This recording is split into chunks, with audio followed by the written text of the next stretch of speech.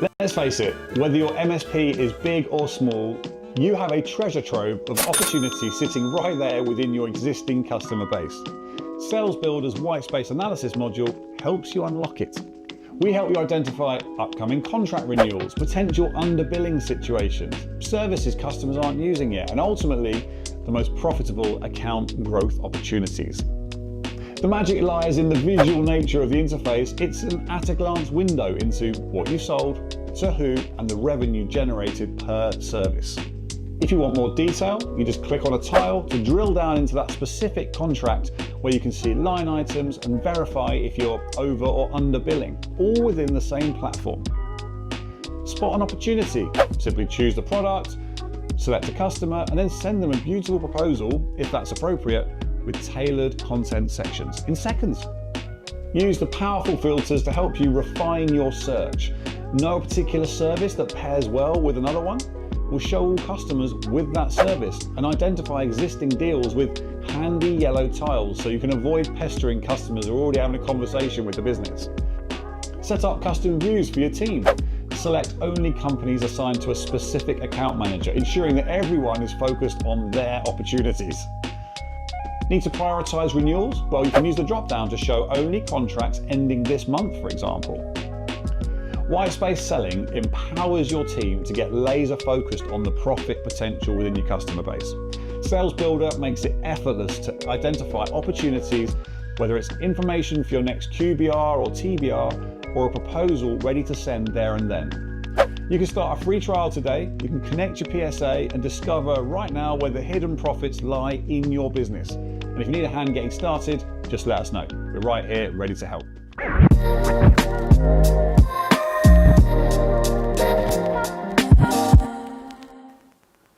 Hey, a very good afternoon to you, wherever you are, or good morning for our friends over on the east coast of the US. I guess West Coast probably not awake yet. And actually, we've been doing, we've expanded into APAC, and particularly Australia and New Zealand. So, guys, thank you for tuning in on record. Listen, this is a live show, so we would love to get you involved. If you've got any comments, you can just throw them in, even if it's just, hey, I'm watching from wherever it is. We'd just like to make this a bit more of an interactive experience. It's the last one of the year, so we're going to do it slightly differently. We've got a new feature to show you, which we think you'll be interested in, but also we're going to do a slight kind of bit of a recap, really, of the top things that have happened this year in terms of, you know, the release notes, what you might have missed, so the best bits, basically. So we've got a top 10 for you. We've also got Bram's tips from the front line. Never miss that. Bram is our head of customer success, and he's talking to customers all day long, so he's always got some gold to share with us. And I'll be just running through the new piece of content we have, the one piece of content we have this month to share with you. So without further ado, let me just bring in the team. So I've got Victor and Bram. Martijn isn't with us today, unfortunately, but he'll catch us on the next episode. Victor is joining us from Ibiza. Victor, how are you? Hello, everybody. I'm doing pretty good. The sun is shining. The weather is nice. Blue skies.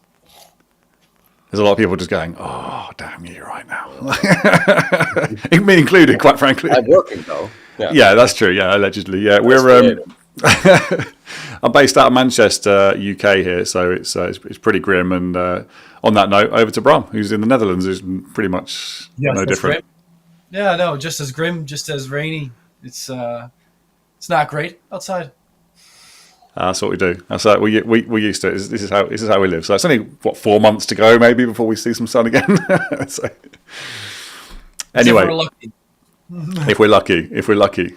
So listen, guys, I'll come back to you very shortly, but before I do, I'm just going to do a quick roundup of the. So we've got some new content to show you. So that's the. I did an interview with a chap called Daniel Welling, a part of the UK MSP community, and he's a very knowledgeable individual, and particularly around things like sort of M&A and preparing your business for acquisition potentially. So we sat down at a CompTIA event, and I've published a video this month. So let me just share that with you. So this is a quick clip on YouTube. I'd just like to do a bit of a teaser. That size of business. Most MSPs are founded by an engineer, a technician, and they typically are very passionate about what they do and how they do it for their customers. And as they go through that first level of scale, they remove the technical delivery from their day to day. So that's normally the first phase of scaling a business. Okay. Is you stop doing delivery and you are no longer an engineer. Why is that important? Well, because Well, because you're going to have to watch the video to find out, aren't you? I think probably. So, listen, it's been quite a busy month for us, actually. There's been a lot going on. We've joined the Pax8 marketplace, which is absolutely fantastic. If you're a Pax8 partner, then we're absolutely thrilled to be not only in your marketplace, but we have an integration as well. So that's huge news for us. So we're working hard to make sure that we've got all the right content and everything we can possibly do to enable the Pax8 community, essentially. We've also had our first event, so it's probably a good chance to bring in Victor again. So, Victor, you've been fairly busy this month. In fact, you've been absolutely flat out, haven't you, with organising our first event in the Netherlands, which was as a pilot, wasn't it? Oh, sorry, on mute. I said, yes, this was really nice to do. That was together with Concept Sales from the Netherlands. And what's nice about that event, that it was a... Concept Sales do two things really well. They do sales training, and they also do consulting on portfolio management for MSPs here in the Benelux. And we know each other very well, and we have the same outlook on how things should be done and quality. And they gave a masterclass, and the cool thing is what they teach, you can execute with Salesbuildr. So that was a really good format. The feedback was fantastic, and we're going to do it again in Q1 next year. So we only had 4 weeks to plan. So that new session is going to hopefully be well timed for people to clear out their agenda so they can join us. And that's a really exciting thing, isn't it? Is that we're actually we're hopefully going to take this. I mean, the plan is to take it sort of globally and make that a real thought leadership event. So it's not necessarily about pitching product, but it's about, whether you're using Salesbuildr or not, you're going to go away with some skills, both in the sales area and also in terms of organising your portfolio. People were kind of expecting us to also demonstrate Salesbuildr. We didn't, so we're going to have to do it next time because just people are also expecting it. So it was good feedback for us. Yeah. Yeah, that's nice. That's nice to be to actually be asked. And you can see here, I've got a little. You can see there on LinkedIn. That was the best I could do. You can see a picture of the room there, and we had a packed house. So very very pleased with that for our inaugural event. So we've basically got a top 10 prepared for you of our features. We've got one new one to show you, but I think the best thing we can do right now. And we need a bit of festive music because it's like the end of the year, isn't it? It's our last one of the year, and I feel like we had a little bit on the intro. So let's just get a bit of a festive vibe going. So we're going to run through our top 10 features in 2024, the stuff we think is most impactful for MSPs and their sales teams. So, number 10.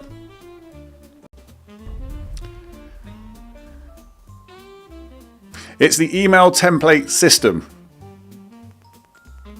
I love it. Victor, have you heard about this at all? I have heard about it. Yeah. That was a cool add-on to be able to add your own email snippets and then send them out to contact from Salesbuildr. So yeah, I love that. That is more widely used. And the thing is, it's all about standardizing, isn't it? So as with all of the stuff we're doing here, there's certain themes. It's about standardizing, saving time. So making sure you've got templates that you can send out, depending on whatever it might be. So routine communications, and also not only that, but it also lets you track your email communications as well, which is yeah. I agree. It's all about best practices and playbooks, and there's a certain way to write an email. And once you get the best email, that has to be your template. And then you iterate it as you go. Exactly. As you get older and wiser, your template gets older and wiser too. Which is particularly important if you've got you've got a big sales team. Then you've got lots of people getting older and wiser, and they can all share. All right. Exactly. So number 9. Okay, opportunity insights. We know this is a big one.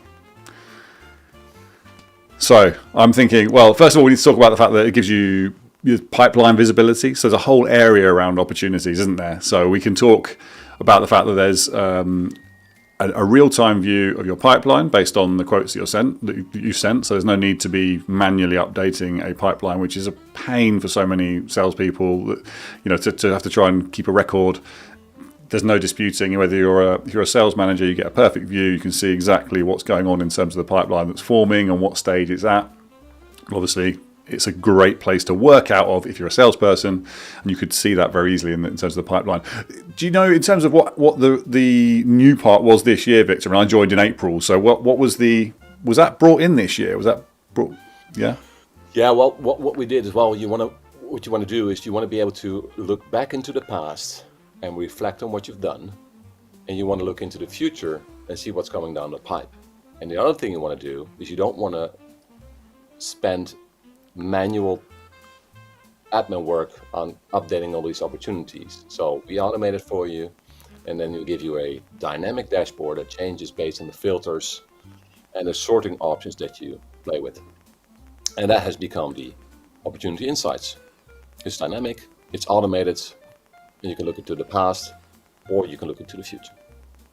Yeah, and there's a whole area here, isn't there? Actually, there's plenty of features that actually do give you kind of insight, but that's we're specifically talking about pipeline there. So, okay, let's move on to number 8, approval workflows. So, why are these so important, Victor? So, why is it important to have these? I know, when I first saw this in the product, I thought, yeah, okay, it doesn't sound not particularly the sexiest of features that we have in the suite. It gets asked for a lot, and it's really important when you've got a big team.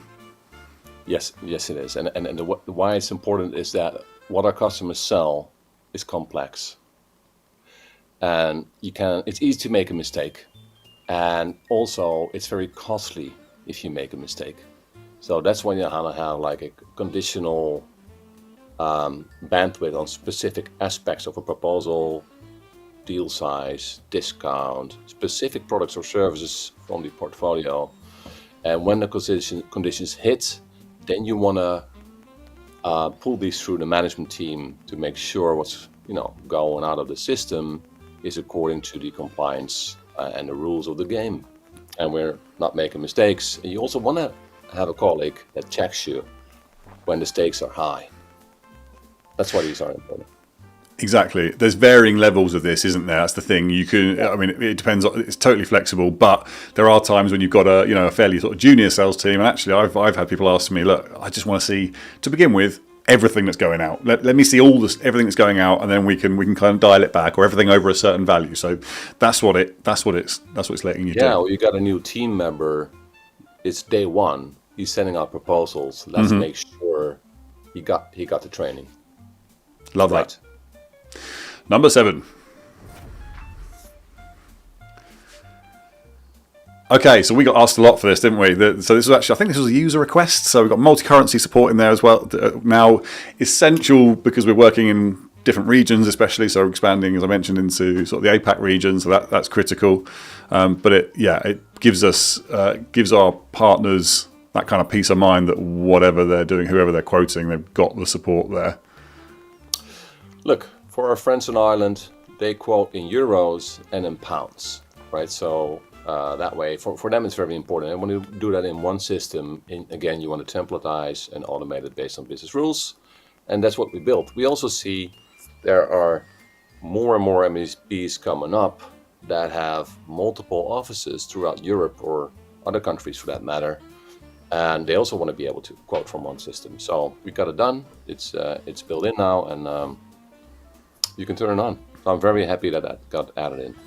I suppose the other element to that as well is that it just gives you a more professional look, doesn't it? If you're working with, you're quoting people in multiple regions, you need it. Otherwise, it doesn't create the right impression, does it? No, you have to print the PDF and then go with a marker and then say. It's not what we're looking for. All right, number 6.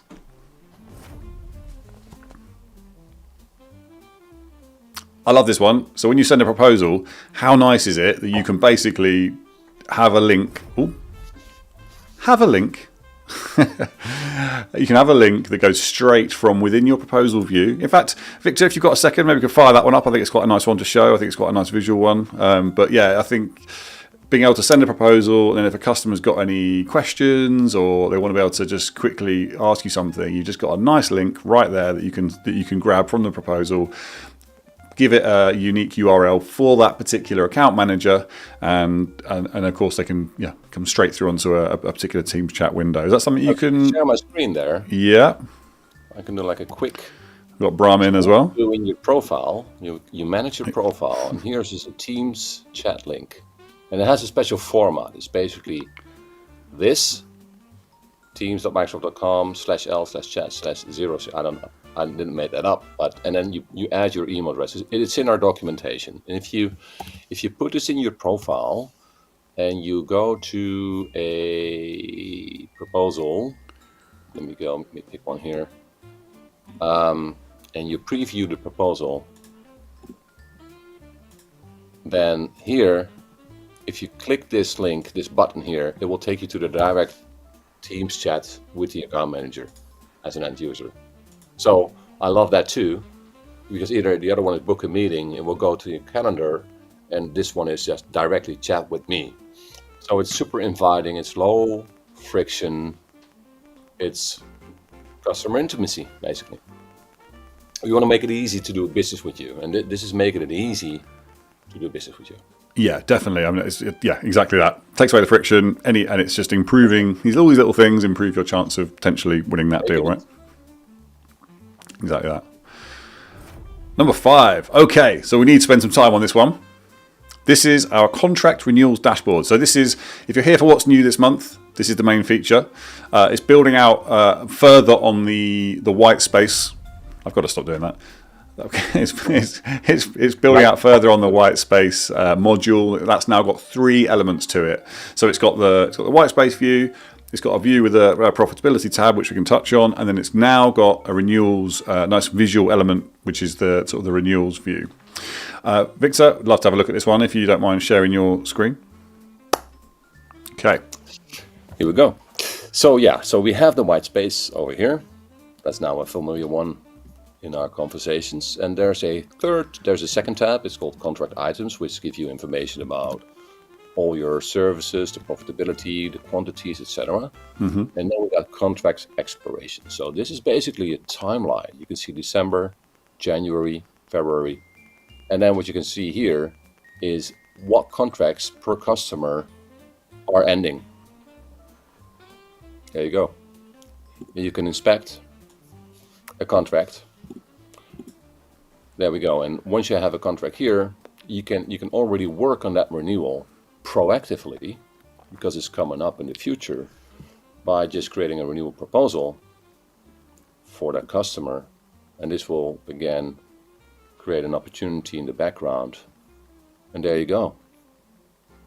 And now you can go to the opportunity. Here it is. And then start working on that opportunity. Being proactive. There you go. So this is now live, and it's handy. It's just give you a visual on what's coming up, and you can say, okay, just show me my customers as an account manager. And it's just it's a nice, actionable, visual overview of what's coming up in the future, and then you know what to do. Yeah, so that could fuel a QBR, I suppose. So before you come into a QBR, you can go in, you can see, okay, what products have they got? Mm-hmm. What should I be focusing on because of the profitability element, and then also what have they got in the pipeline that I need to talk to them about? It depends on it depends on totally how you're selling, doesn't it? How you've structured your packages and things as to whether you're talking to them about individual renewals. Exactly. But we have lots of customers that have contract renewals coming up. And this just tells you what to look for, and you can take action from here. Yeah. It's just easy. It's definitely. And it's making sure you can secure better chance of securing that, right? Because if you know it's coming up, you've got a nice big window to talk about it. Nice visual element. Customers do not like to chase you for things, right? No, absolutely not. So if anyone's got any questions, by the way, feel free to, as we're ploughing through these, you're more than welcome to just drop a question in the chat. We've got Peter from LinkedIn. Hey, I love that. Peter's doing some of the like ASCII art on LinkedIn. That's cool. Thank you, Peter. Good to have you here. Overhoff Telecom. Excellent. All right. Where do we get to? We are on the advanced quote editor. All right, this is cool. We like this. This is a nice visual thing. Let's have a look at the advanced quote editor then. So we've been running with the same editor for a while, but this gives you something of like a sort of PowerPoint style view, doesn't it, in terms of your content chunks, and lets you rearrange. So this is fairly new, fairly hot off the press. Let's have a quick look. Victor's got this teed up, I see. Almost. Here we go. Logging in, going to the dashboard, whipping up a quick quote, and then picking a customer. There we go. So what that quote editor does,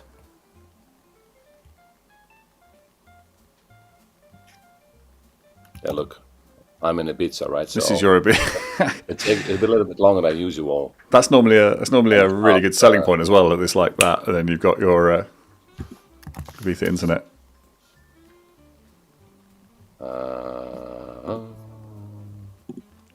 Only when you're live. Only when you're live. Here we go. There we go. So Lovely. here's the quote editor, and Okay. the cool thing here is that it's what you see is what you get. So in the middle, there's the proposal, right? I can go here. I can simply pick a specific cover page. It's easy. And I can edit the pages here. Type text wherever I need to. Save them. And here on the left side, I can just see, it's like the slides in a slide deck. I can see all the pages in my proposal, and there's a little icon. I can either delete a page or add a page from my library of widgets. For example, the good old Jabra headsets. Yes. I can insert them from here. It will insert into my proposal, and it will also add any services or products that I added to the page. Here we go. I can add a page break. I can see the line items. I can move the line items. I can move the pages. That drag and drop wasn't possible before on line items, was it? Exactly. It wasn't Yeah. possible, Yeah. but it is now. Yeah. And that works really well, right? And then you can send. So it's much of a more like a control center almost. Pages on the left, what you see is what you get in the center. Control over line items, control over text, and you can see all the data of the proposal with shortcuts to wherever you need to go on the right. And that's it. Yeah, that's brilliant. And that's one of the, when you're looking at alternative solutions and those that are sort of incumbents and stuff, that's quite a big differentiator, is the flexibility of that editor, being able to pretty much create whatever you like, whether it's making putting like a pattern JPEG in the background and overlaying the elements, or just grabbing, literally, you can grab take a screenshot of a PDF if you wanted to, a product PDF, and then make that a chunk, or you can structure it however you like. So it's that flexibility is pretty key. And the fact that you can now, on the fly, drag and drop, I think makes things easier. Bram, I mean, you're using this with customers. How are you finding this? Does this make your life a little bit easier? Because you're often getting customers set up in the first place, aren't you? So trying to recreate their proposal documents from scratch. Absolutely. And because of this, we never actually completely replicate it, but I like to say that most of the time we improve it. Right. Yeah. This makes that a bit easier. Is that right? What's that? Sorry. That's a politically correct answer, right? They bring you almost perfection. Yeah. It helps a lot when we do these. We always go through them, and we always hear that a lot of the customers have had something that they've used just for ages and doesn't really go with the times anymore. Mm-hmm. And the editor definitely allows to kind of modernize that a little bit. Yeah, it's a good opportunity to do that, isn't it, at that stage? Right, excellent. Okay, thank you. So let's move on then. We've got, where do we get to? Number 3.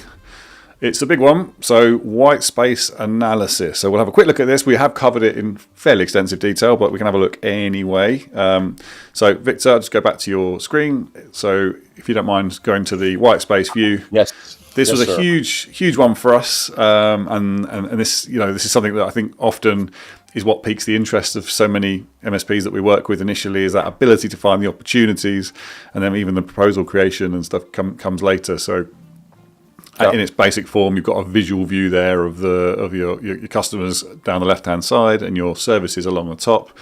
It requires some of Bram's input to help you make sure you've got this in a position where it all makes sense and it's categorized. But once you've done that, it gives you a really good view, really good opportunity, and you can drill through into any of these tiles, and it will show you a little bit more detail about if there's a service already purchased there, and also give you the opportunity to quote from that tile.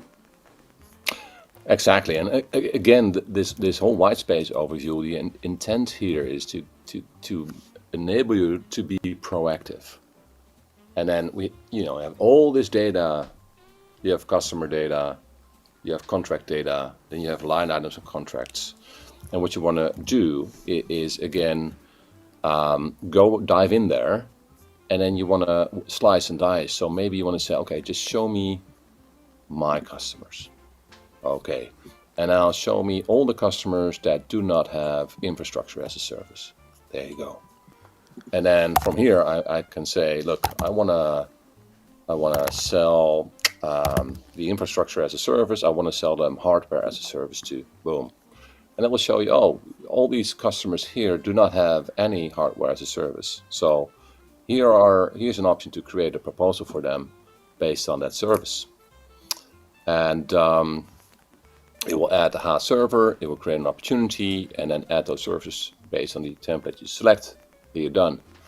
You can also narrow down and say, okay, I want to sell hardware as a service to customers who have, and you can pick another specific service. So you can slice and dice and really segment and narrow down a subset in your customer landscape. So this is very valuable because it gives you insights that are actionable.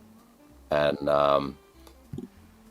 the other tab here is that you can group this looks at all of your services in your PSA, and then you can group them by customer, and you can see the revenue, the vendor cost, the markup, the profit, the quantity of services. So you can fold them out and see detail and zoom in. You can also group by service code, so it will take the categories of your services and show you a different perspective, but also very valuable to see, okay, what group of services making me the most profit. It's good to know, right? When you focus your selling efforts. Or go by vendor. Which vendor is the most profitable? Yeah. Now we're doing a bunch of things. We're now building a bunch of iterations on this white space. Are we talking about it later, or shall I just touch upon them right now? Yeah, go on. Let's do them now. Let's have a quick conversation about the what's coming up there next year. Yeah. So one thing that we heard a lot is so we have all these customers, right? We have all these services, and now we're seeing all these gaps in our portfolio on the visual landscape. But what we can't see is the value of the opportunities.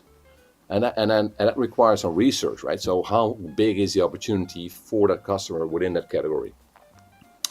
Now, what we're building is giving you a way to indicate either a field in the PSA or one of the line items in your contracts of the customers to indicate this line item contains the quantity of users or the quantity of devices this customer has. And then the Whitespace will be able to use that quantity to then calculate the price for the item and project that value into the tile. So this is awesome because this will give you instantly an overview of where are my biggest opportunities in terms of deal sizes. You want to go through all the hassle of doing deep dives, look at the services and how many users, how many seats. It will just do that for you. That to me is very exciting. We had multiple customers and people come to us say, if you can do that, that will be gold. So now we're making it happen. And the other thing we're going to add is giving you the option to add a note on a tile, on an intersection.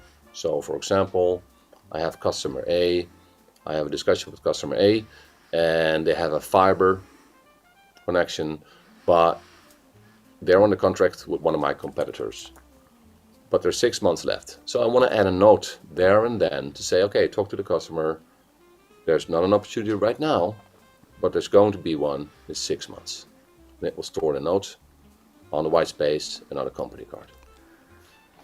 Quite simple things, simple tweaks to these modules make such a difference on how effective they are, don't they? It seems obvious when you point it out, but certainly the quantity of users in an opportunity, that's a huge one, isn't it? Because otherwise it's a great piece of information, but it needs that qualification to it. So yeah, it definitely helps you prioritize your work and where you're going first. Yes, it is. And the other thing we question a lot is, okay, if I find a opportunity to sell them something that they haven't bought yet, there's an open proposal. I want to be able to add these services to my existing open proposal instead of creating. Okay. Yes, I hadn't heard about that. Okay, yeah, that makes sense. A lot of sense. Yeah. Make it happen. Brilliant.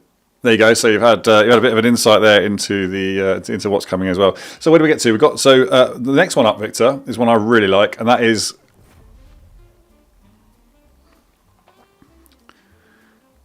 the ability to embed videos in proposals. Videos in proposals. That's right. Yeah. And this is particularly powerful because let me just get rid of that. I would if I could. It was going so well as well. Yeah, I mean, the ability to put a video into your proposals just means that you've basically got that. You can personalize it. It definitely improve your chance of getting the information across that you want to. And give me one moment. I'm going to get rid of the thing that's right in the way there. There you go. Oh, that's better, isn't it? So just gives you that opportunity, obviously, to, if you're comfortable doing it, I think Loom and all these tools can make a huge difference to your conversion rates. If you're able to explain, or at least just do a far more personal intro to what it is you've outlined and what's in this document, because let's be honest, there's quite a lot in those documents. There's quite a few pages, and anything you can do to kind of add another lens on that and make it easier for your customers and more pleasurable to do business with you than you should. So now you've got the ability to embed. I'm not sure if that's a visual one, Victor. We need to look at that one, but it's. Well, I think I can just add in there. Right? So I can use video or image. I can do insert, and then if I have a page here, I can say embed, and then simply paste the URL to YouTube. And it should be able to work. Let me see. So I suppose that's the other element to it, isn't it? I'm talking about doing sort of personalized videos to your customers, and you can embed those, and you can have them in, whether it's like at the beginning, but you can just throw in product content, things that are useful, educational pieces from your vendors potentially. There we go. There we go. And if you're exactly. You can create a personalized video, and then simply when the customer gets your proposal, they see you giving a walkthrough or a presentation of the proposal right there, and it's super personalized. And I think it's what customers appreciate nowadays. The personal touch. Definitely. The more you can do a video, the better. Honestly, I think it's definitely underused medium still. So we're there. The big one, the final number one, the biggest thing, and it's been a lot of work, to be fair. Let's have a look.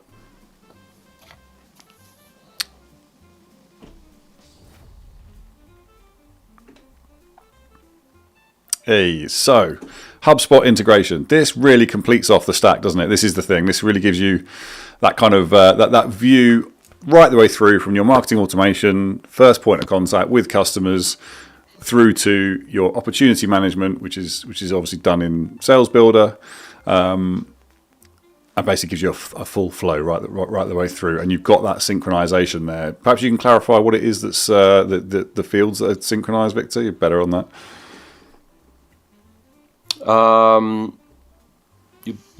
Could you just repeat that? The audio went bad for 1 sec. Yeah, sure. So in terms of the sort of the fields and things that are synced, so we've had a couple of phases of HubSpot integration. So we did the first phase was like an MVP. Yep. So the things that are linked, you've now got a direct link within quotations. exactly. to HubSpot. Yeah, Maybe just have a quick look. It's a huge deal. If you're using HubSpot, it's pretty essential that the two things talk to each other. Yeah. So what we do now is we have a direct feed into HubSpot. So you can sync up HubSpot. It will connect to your company card. The contacts will connect to the contact card. And the other thing what will happen is that your deals, if you do a deal, let me go to opportunities, open up an opportunity. And here you can also see the company link and the opportunity link. And if you open the opportunity, there we go. And so everything syncs over, and Salesbuildr will create if you create an opportunity in Salesbuildr, it will push it through to HubSpot, and it will create a deal size for you, update all the fields based on the underlying proposal. So everything that you click on here, it will go to, here's the deal in HubSpot. It will populate all the fields that you need. Here's the page, the contact page, right? So if you give an overview of the contact, and here is the company page, and they all work based on the shortcuts within Salesbuildr with the HubSpot icon. That's brilliant. And I think a theme for MSPs in general, and I guess we have to combat this because the more tools you have, the more difficult it is. You just want to get on with your job. So the integrations, the way things work together, more important now than ever. So we're really pleased to see that one added, and it kind of completes, so it rounds off a powerful stack. It does. Wonderful. Yeah. Okay, I think that was a run through. Unless you had anything else you wanted to add, Victor, I think that was a good little run through of the top 10. Yeah. It was a good summary. Excellent. So we will see you guys. Victor, I'll catch you in January for the next one. And in the meantime, I'm going to head over to the man Bram for his top tips.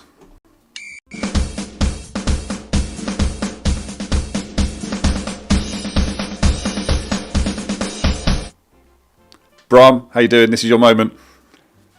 Doing well. How about yourself? Yeah, I'm very good. I know you love me bothering you with these sort of things. We've got numerous onboardings going on. You're completely flat out, and every now and then you get this kind of slack that, Bram, have you got any tips for me?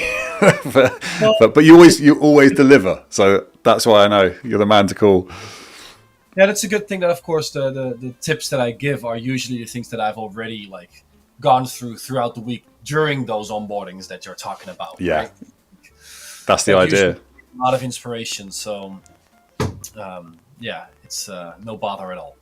Good stuff. Thank you. Well, listen, without further ado, I'll let you crack on. Give us your top tip for this month's update. Yeah, so I talk a lot about automation and standardization and stuff like that.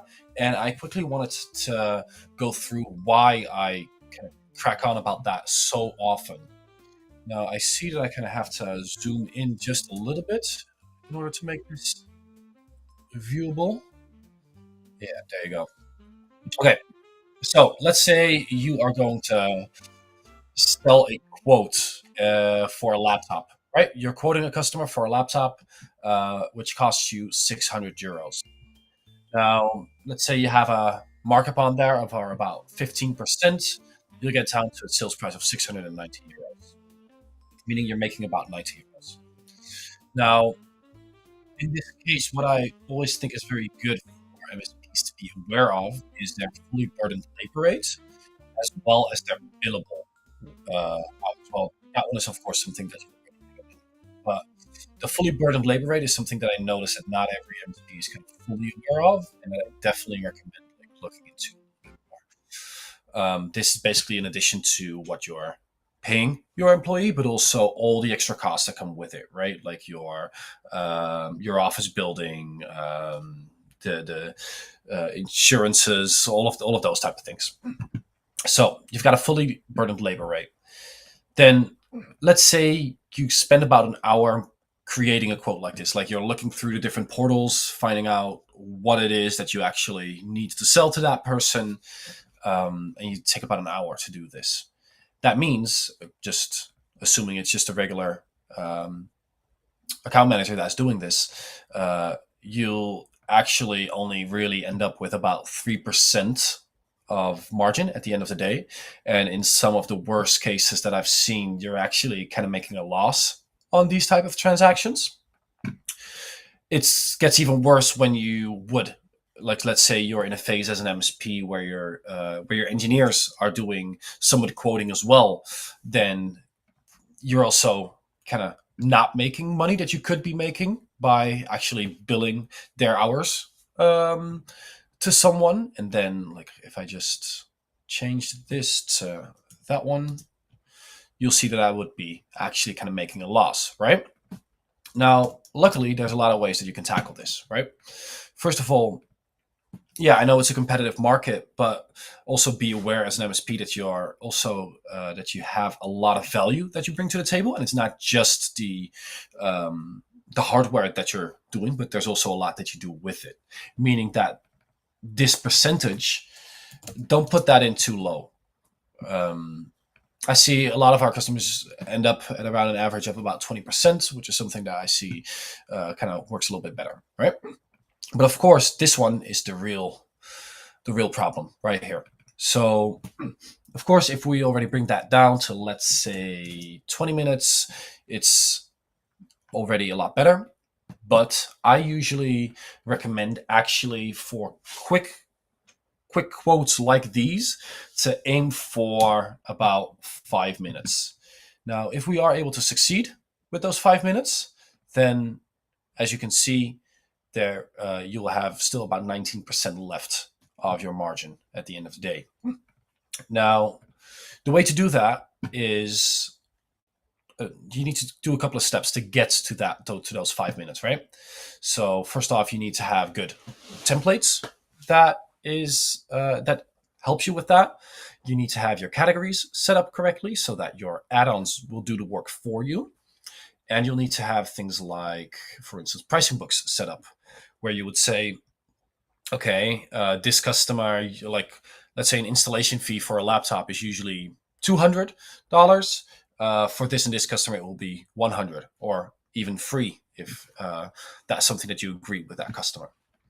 Now, if you put all of those elements together, and there's probably more that I might be forgetting right now, but if you really set up those rules for your environment, listen back to most of our previous sessions, I think that will tell you a little bit about those things, then it should definitely be doable. And I'll show you what that end results look like. So let me just grab this one. I'll just do a stopwatch, and then we'll just create a quote. I'll be using the quick quotes. I'll be filling in this one. My template already gets done, right? I'll be looking for an HP laptop. I want to see only available stuff. Let's say we'll do this one, right? And I'll press create. Now, you want to be in a situation where this is kind of everything that you need to do. So I've got my cover page. I've got a little bit of text that comes in with the laptop itself, the installation, discounted, as I said, some of the add-ons, sure. And then we can send it. This is already done. So we can now send that to the customer. And it's done. Now let's see, where are we at? We're within a minute. So that shows it's definitely doable. In this specific case, let me just open up that quote. In this specific case, we would have had about 800, 900, 960, something like that. So let's fill that in here. In this case, we spent about 1 minute. So you see that you still retain quite a bit of your margin. And the more that you spend on, like, actually creating this, I know that it's very tempting to tweak, to see, hey, maybe I can add a little bit of margin. Maybe I'll round it off, or maybe I'll be doing XYZ. But that actually cuts into your margin quite a bit. So, like, let's say in the time that I take to see how much I can, well, to put it roughly, say, like, get away with in terms of adding more to this cost price, it doesn't really help you that much because you're cutting into the time that you're spending on this. So my advice, look at like most of our these sessions that we've been having, look at the knowledge base where we also give a lot of tips about this, and see if you can really bring that time that you spend on quotes like this. Just talking about quotes like this, right? I'm not talking about a whole managed service proposal. We're not going to be able to do that without 5 minutes, but hopefully your margins are a little bit higher on those managed service agreements. Anyway, so for this, try to really go to that 5 minutes and see what you need to do to be able to get there. So that's my top tip. Bram, that was brilliant. Thank you. It's eye-opening to see what happens when you just spend a few more minutes on something and the effect that has on the margin. So that's absolutely key for any MSP. When you start multiplying that across multiple salespeople, then it starts to become a really big deal. One area where you can really affect this as well is if you think about the self-service motion. If you've got for the items where perhaps you don't need so much in the way of sort of personal consultancy and conversation around it, and you think actually a customer could probably self-service some of these items, then it's good to be able to offer that if you can, which is something you can do within Salesbuildr. You can fire up a shop front and let people, access that same set of laptops, same additional add-ons, all those kind of things. So it can all help. But that's a great tip to keep a real laser-focused eye on that time you're spending. Yeah, and a great addition. I almost forgot about that. Yeah, with one of those self-service shops, of course, you're bringing that time that we were just tweaking with to zero, meaning, well, you make a lot more, and it's a lot more worthwhile to actually still do hardware, because you also see a lot of MSPs moving away from hardware because they can't get this stuff done. Yeah, which is really not needed if you have your ducks in a row, I would say.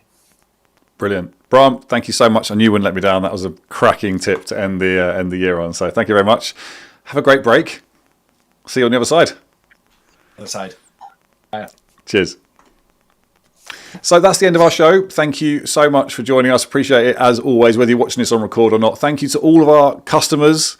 I really appreciate you. Anyone that's perhaps looking at Salesbuildr for the first time, we're all humans. Just reach out. Just feel free to give us a shout. We're available on LinkedIn. You can grab us via intercom within the software if you've got any questions and you want to have a chat about any element of what you've seen. I hope you enjoyed the content this year. Some of the stuff we've been sharing with you. Try and keep it a good mix of giving you some sort of entertainment value and just mentioning the product where we can. Obviously this one was fairly sort of product centric, but yeah, we've really enjoyed it. Have a fantastic break. Use the downtime. I think everyone's looking forward to it. Have a great time with your friends and family, and we'll see you in the new year with some exciting news. Something I've been working on, which is we have a brand new podcast in the offing, so that should hopefully be with us in early January, and I can't wait to share that with you. It's going to be something pretty special. So I will bid you farewell and thank you once again for watching us, joining us throughout the whole of 24. We'll see you in 25.